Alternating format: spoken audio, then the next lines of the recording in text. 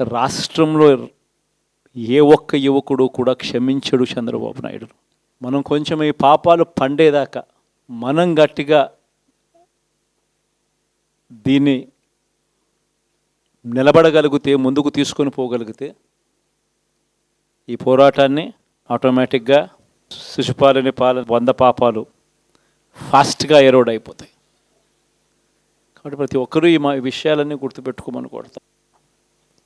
ఇవన్నీ బహుశా నేను చెప్పేటివన్నీ కూడా మీ అందరికీ కూడా తెలియనేటివి కాదు.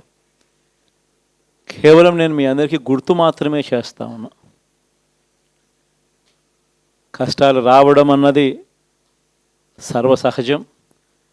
కష్టాలు ఇలా మనం ఎదుర్కొని నిలబడడం అన్నది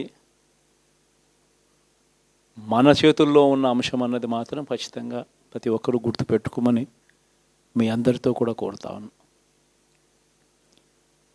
శాసనసభలో, చట్టసభలో మీ సభే అన్నిటికన్నా ముఖ్యమైన సభ అవుతుంది. ఓటు వేయలేదు అన్న ఒకే ఒక కారణంతో మనుషుల్నే కొడతా ఉన్న పరిస్థితుల్లో, మనుషుల్నే అవమానిస్తూ ఉన్న పరిస్థితుల్లో,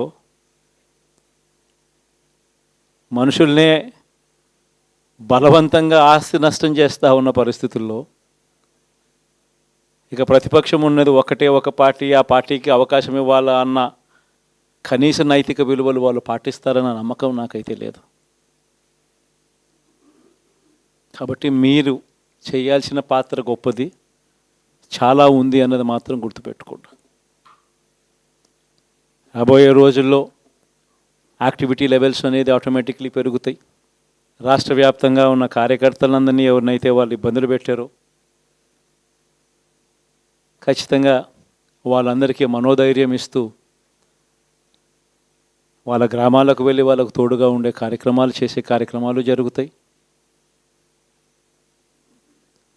రాబోయే రోజుల్లో ఇంకా టైం గడిచే కొద్దీ ప్రజల్లోకి వెళ్ళే కార్యక్రమాలు ఇంకా ముమ్మరం అవుతూ పోతాయి. చివరికి ప్రజల్లోనే ఉంటాం. ప్రజలతో కలిసి పోరాడే కార్యక్రమం వేగంగా టైం గడిచే కొద్దీ మనము వేగంగా అడుగులు ముందుకు వేస్తాం. ఒకటి మీ అందరికీ చెప్తా ఉన్నా, ఏకంగా 14 నెలలు పాదయాత్రలు చేశాం. ఆ వయసు ఈ రోజుటికి నాకుంది. ఆ సత్తువ ఈ రోజుటికి నాకుంది. కాబట్టి మీరు మాత్రం ప్రతి ఒక్కరూ గుర్తుపెట్టుకోండి, ఆ టైం వచ్చేదాకా మీ పాత్ర చాలా కీలకం. ప్రతి ఒక్కరూ ఈ విషయాన్ని మాత్రం గుర్తుపెట్టుకొని మీ అందరితో కూడా సవినయంగా వేడుకుంటా ఉన్నాను. Please subscribe .news.